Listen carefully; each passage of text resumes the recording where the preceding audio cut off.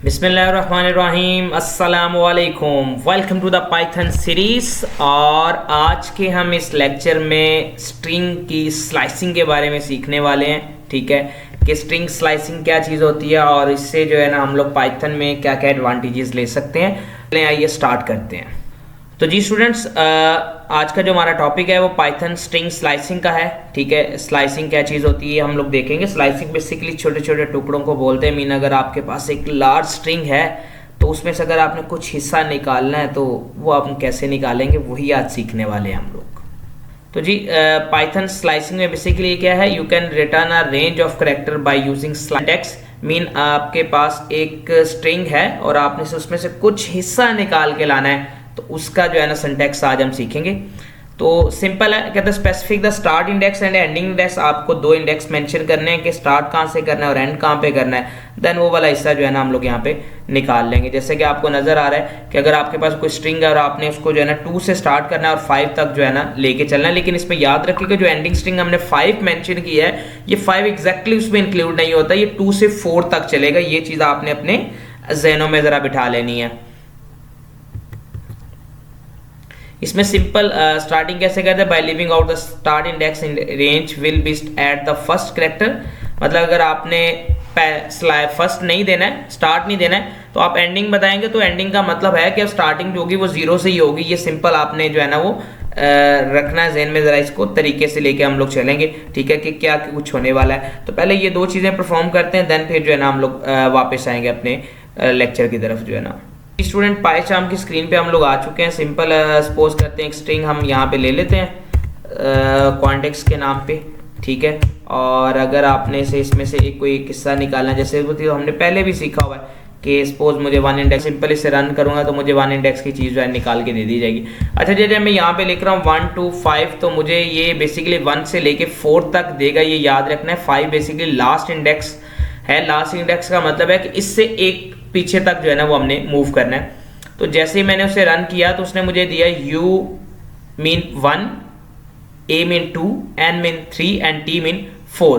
तो यहाँ तक जो है ना उसने मुझे जो है ना ये स्ट्रिंग जो है ना वो फाइंड करके दे दिया। अगर मैं स्टार्टिंग इंडेक्स नहीं देता हूँ तो देन वो मुझे किस तरीके से स्ट्रिंग प्रोवाइड करेगा। तो सिंपल वो मैंने कहा मुझे 5 तक दे दो भाई, तो मैंने इसे रन किया तो ये मुझे t तक जो है ना वो स्ट्रिंग प्रोवाइड कर देगा, क्योंकि स्टार्ट आप उसने जो है ना वो 0 से ले लिया है। तो अगर आप किसी जगह पे आप इंडेक्स फाइंड आउट कर रहे हैं और आप वैल्यूज निकालना चाह रहे हैं, तो आप चाहते हैं कि यार इंडेक्स नंबर 32 तक आ जाए, तो सिंपल आप कॉलन 32 मेंशन करेंगे, स्टार्ट जो है वो 0 खुद ही जो है ना वो फाइंड आउट कर लेगा। अब नेक्स्ट देखते हैं हमारे पास क्या है। तो जी आगे चलते हैं, आगे देखते हैं आगे हमारे पास क्या चीज़ें हैं। तो सिंपल है जी, आगे स्लाइसिंग फ्रॉम एंड। ठीक है, अगर आपने जो है वो एंड नहीं मेंशन किया तो आप 2 से स्टार्ट करेंगे तो डायरेक्टली वो जो है ना वो एंडिंग तक जो है ना वो आपको ले जाएगा। नेगेटिव इंडेक्सिंग क्या होती है ये भी साथ ही देख के फिर हम लोग जो है ना पाइथन की स्क्रीन पे मूव करके उन चीज़ों को परफॉर्म कर लेते हैं। तो नेगेटिव इंडेक्सिंग का जरा आपने ज़हन में रखना है कि नेगेटिव इंडेक्सिंग जो है वो राइट साइड से स्टार्ट होती है और राइट साइड का जो इंडेक्स होता है वो -1 होता है। लेफ्ट साइड से जब इंडेक्सिंग स्टार्ट होती है तो उसका इंडेक्स जो है ना वो 0 होता है। तो सिंपल जैसे कि ये हम इस तरीके से जो है ना वो इंडेक्स में से चीज़ें जो है ना निकाल सकते हैं। तो इसको ज़रा हम लोग देखते हैं पाइथन की स्क्रीन के ऊपर। तो जी सिंपल है, अगर यही स्ट्रिंग ले लेते हैं और मैं यहाँ पे मेंशन करता हूँ, सबसे पहले -1 मेंशन करते हैं। तो जैसे -1 मैं लिखूंगा तो वो मुझे बिल्कुल राइट कॉर्नर पे जो चीज़ है x है वो मुझे यहाँ पे प्रोवाइड करेगा, जैसे आपको नज़र भी आ रहा है। तो ठीक है, इस साइड से अगर हम इंडेक्स स्टार्ट करते हैं तो जी -1 से शुरू होते हैं, -2, -3, -4, -5, -6 और -7। अच्छा जी इस साइड से था। अब मैं यहाँ पे लिखता हूँ सिंपल, जरा ध्यान से इस चीज़ को समझिएगा। मैंने सिंपल लिखा a और मैंने यहाँ पे मेंशन किया है जी मैं यहाँ पे ये वाला इंडेक्स निकालने जा रहा हूँ, t को लेने जा रहा हूँ। तो अगर मैं इस साइड से जाता हूँ तो 0, 1, 2, 3 और 4 है जी। मैं सिंपल यहाँ पे 4 मेंशन करता हूँ और दूसरी जो मैं प्रिंट एफ लिख रहा हूँ इसमें मैं माइनस इंडेक्सेस के साथ सेम निकालने वाला हूँ।